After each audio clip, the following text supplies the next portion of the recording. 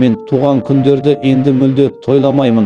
Өз өлімімнің қорқынышты түрде жақындауын атап өтудің өзі маған әрдайым ақылға қонбайтын нәрсе болып көрінетін. Сондықтан да менің туған күнім мемлекеттік карантин күніне дәл келуі жоғарыдан келген сый сияқты еді. Бірақ анам бәрібір маған сыйлық жіберіпті. Ол әрдайым мені алдап арбаудың жолын табады.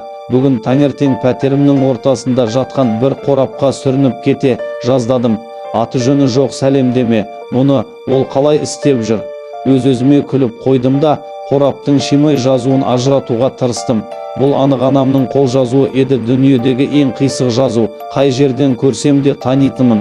Қорапты ашқанда абдырап қалдым. Ішінде ештеңе жоқ, тек бір дірвелді, тіпті хатта салмапты. Анам технологиядан онша хабары жоқ адам, сондықтан дірвелді жазып шығара алды деген ойдың өзі күлкілі көрінді. Оның өзі компьютер ұстай ма екен?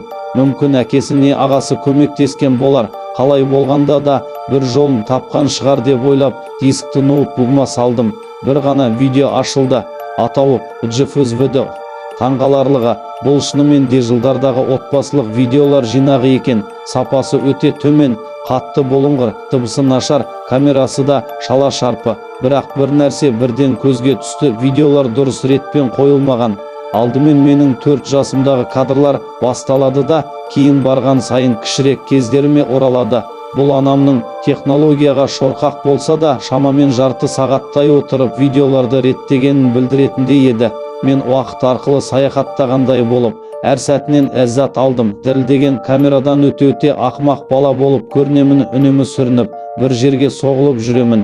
Анаме ескі видеоларды көріп отырған өз суретімді жіберіп, астына «Рахмет, мама, видеолар үшін. Бұл әлемдегі ең керемет сыйлығы» деп жаздым.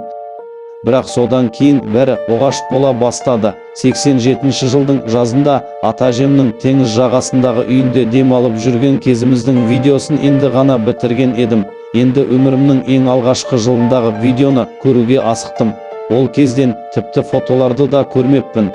Анашым олар шамамен 10 жыл бұрын бір көшкенде жоғалып кеткен деп айтатын. Экранның төменгі сол жақ бұрышындағы датаға қарасам 86 жылдың жазы. Дірілдеген камера шамасы әкеме қолында болса керек. Биік ақ дуалға бағытталған. Дуалдың ар жағында 3 адамнан тұратын отбасы отыр: күйеуі, әйелі және нәресте. Мен оларды танымаймын. Бәлкім көршілеріміз болған шығар. Бізмен кішкентай кезімде жиі көшіп жүрдік. Анамның жұмысына байланысты камера төмен түсіп, шөпке қарай бағытталды. Артқы жақтан біреудің сыбырлаған даусы әрең естіледі. Сол жерді бірнеше рет қайта қойдым, бірақ сөздерін анық түсіне алмадым. Тек тездетіп тез кетеміз деген сияқты бірдеңе ғана. Сосын камера қайта көтерілді де дуалдың ар жағындағы аула көрінді. Бүкіл отбасы үйдің кіреберісінде тұр екен. Бала анасының қолында, әкесі бәлкім гүлдерді суарып жүрген болар. Сол сәтте кадрға анамның көңілді жүзі кірді. «Жасайық», деді ол кеңінен жымиып.